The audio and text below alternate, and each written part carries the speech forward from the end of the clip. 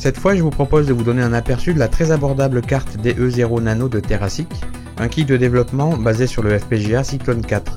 On fera un tour d'horizon aussi bien du hardware que du software pour que vous soyez fixés sur ce que peut vous apporter ce produit pour un futur projet.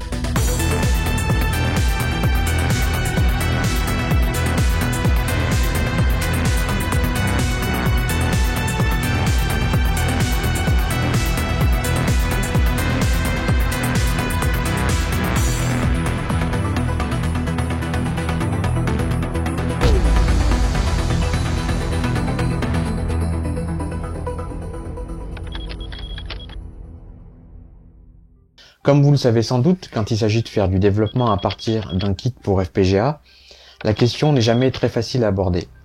Donc je voulais vous faire une présentation rapide de ce type de produit-là que j'ai trouvé très intéressant et qui est en plus tout à fait abordable puisqu'il est vendu aux alentours de 80 €. Il s'agit du kit de développement DE0 Nano conçu par TerraSiC à partir du Cyclone 4, un FPGA de chez Altera. Donc on va en faire le tour, voir comment il s'installe et l'essayer à partir des différents exemples qui sont fournis. Dans ce genre de kit de développement, il est assez courant que la carte soit accompagnée d'un certain nombre de documents et de CD contenant les logiciels nécessaires à la conception des projets qui seront réalisés avec. Le seul petit problème, c'est que les versions des programmes contenus sur ces CD sont souvent obsolètes car elles datent de la mise sur le marché du produit, soit 2012. Et si on l'achète maintenant en 2015, on peut se retrouver avec 3 ou 4 versions de retard par rapport à la toute dernière. Mais fort heureusement, les fabricants permettent de télécharger la plus récente version depuis leur site internet, donc ne vous encombrez pas avec ces CD. Voici donc à quoi ressemble le hardware de ce kit basé sur le FPGA Cyclone 4.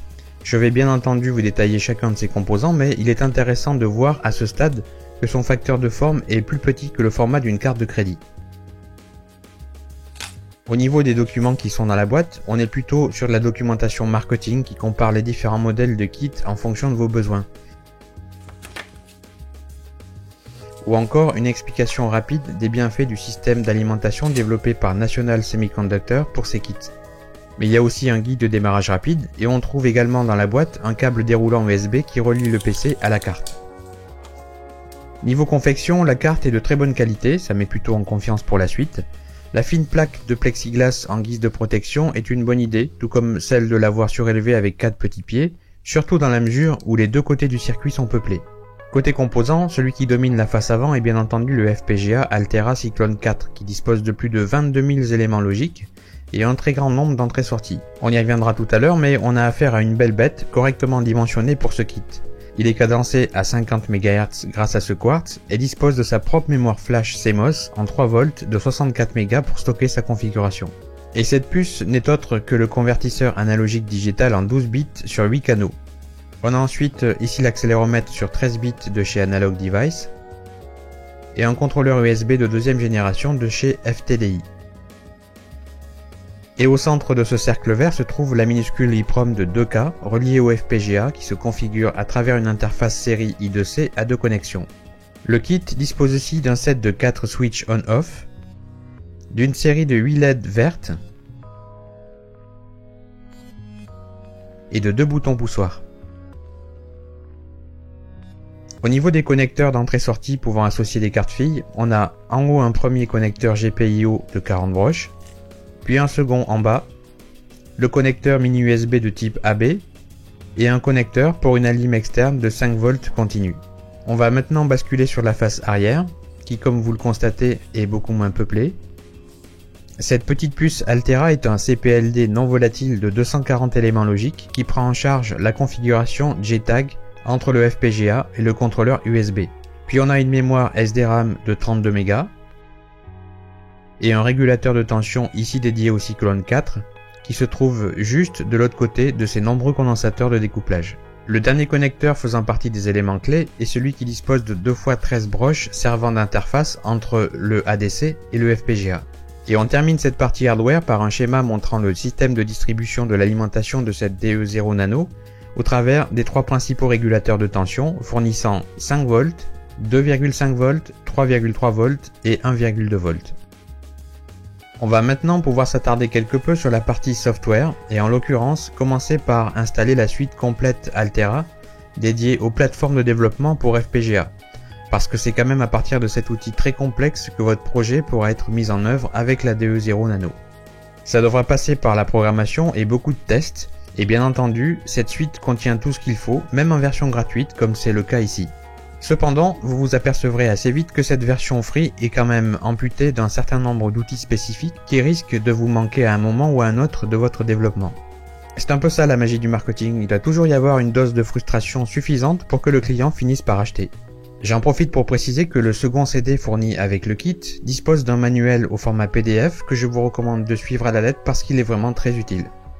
Voilà, donc une fois la suite installée, attention, moi ça m'a pris environ 30 minutes pendant lesquelles le setup décompresse ses fichiers, on peut connecter la DE0 Nano sur le port USB et on peut voir alors un battement des 8 diodes vertes. Nous voici maintenant dans l'environnement de développement Altera Quartus 2 que je viens de lancer. Et pour ceux qui n'ont pas l'habitude de ce genre d'outil, sachez que la prise en main ne sera pas immédiate car il vous faudra inévitablement un certain temps d'adaptation pour comprendre et vous repérer dans le dédale des fonctionnalités rangées dans tous ces menus. Je vais déjà commencer par ouvrir un des exemples fournis par Terasic, celui qui s'appelle G-Sensor, et en l'occurrence, c'est celui qui va nous permettre de tester succinctement l'accéléromètre. Voilà, donc comme dans tous les environnements de développement, on a plusieurs fenêtres magnétisées. Celle-ci nous donne l'ensemble des ressources du projet, et en double-cliquant sur un des fichiers sources, il s'ouvre dans l'éditeur central. Ce que vous voyez défiler est du code source Verilog HDL, le langage de description matérielle de circuits logiques. En règle générale, le développement d'un projet commence toujours par le design et la mise au point du circuit. C'est l'étape dans laquelle le designer conçoit numériquement le circuit qui doit être implémenté à l'intérieur du FPGA. Et pour ça, les méthodes les plus courantes sont l'usage de schémas fonctionnels ou le langage de description matérielle Verilog. Ce diagramme montre le processus logique suivi lors du développement d'un tel projet, qui débute par le design, puis la compilation du code, l'étape de simulation software, la production du programme, et enfin le test dans le hardware même, pour reboucler alors sur le design qui implique les changements et adaptation du circuit et du code jusqu'à obtenir les bons résultats. On va justement procéder à la compilation de cet exemple pour que Quartus 2 produise un code de configuration des éléments logiques que l'on pourra injecter dans le FPGA afin de tester ce que ça donne. Et c'est parti. Comme tout compilateur, il donne des informations sur tout ce qui se passe pendant le processus, notamment les messages de warning, les messages d'erreur, etc.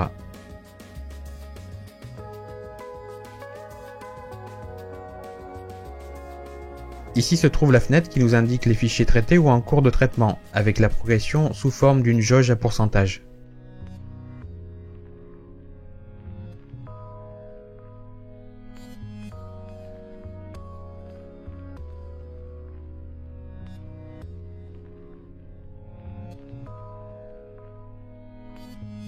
Voilà, les 5 fichiers du projet sont compilés, et on a ici un rapport de l'état de la compilation, et on peut aller vérifier des informations que l'on souhaite, qui sont en nombre considérable dans cet outil.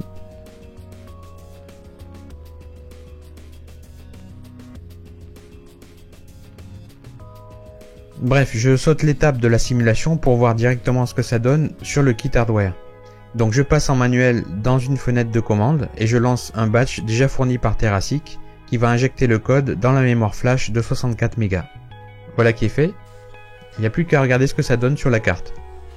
Cet exemple basique est censé schématiser sur les 8 LED vertes le degré d'inclinaison que l'on fait subir à l'accéléromètre, un peu à la manière d'un niveau à bulle. Et en effet, quand j'incline la carte, les LED qui restent allumés symbolisent bien la bulle en question. Alors bien entendu, ces valeurs peuvent être éventuellement envoyées via les broches des connecteurs GPIO. Maintenant, voilà, je ne pense pas qu'il soit nécessaire d'aller plus loin dans cette présentation parce que le développement pour FPGA n'est pas quelque chose que l'on peut réellement expliquer en 10 minutes. Le sujet est tellement vaste et complexe qu'il faudrait prévoir une rubrique dédiée à ça, contenant plusieurs heures de tutoriaux pour ne pas frustrer les gens intéressés. Et ça n'est pas l'objectif de cet épisode-là puisqu'il est là pour présenter la carte DE0 Nano. Par exemple, le système Quartus 2 pourrait à lui tout seul prendre plusieurs heures à passer en revue à cause du nombre incroyable de fonctionnalités et d'outils qu'il renferme. Sans compter les langages Verilog HDL ou VHDL par lesquels passe tout le design du circuit. Et bien entendu, à cela il faudrait ajouter les méthodes qui permettent de comprendre comment on aboutit à un projet en particulier, comment on corrige les diverses erreurs rencontrées pour converger vers une solution, etc. Donc en conclusion, l'ensemble des possibilités offertes par ce kit DE0 Nano est assez remarquable pour le prix, car les différents composants qu'il contient permettent de produire des prototypes électroniques portatifs assez variés, notamment pour les domaines de la robotique, du mobile, etc. TeraSiC propose d'ailleurs d'autres cartes filles compatibles qui viennent se greffer au connecteur GPIO pour compléter les fonctionnalités de base. En résumé, si vous avez un projet à petit budget en tête qui requiert le développement d'un prototype autour d'un FPGA, il y a de fortes chances que vous trouviez votre bonheur avec la DE0 Nano.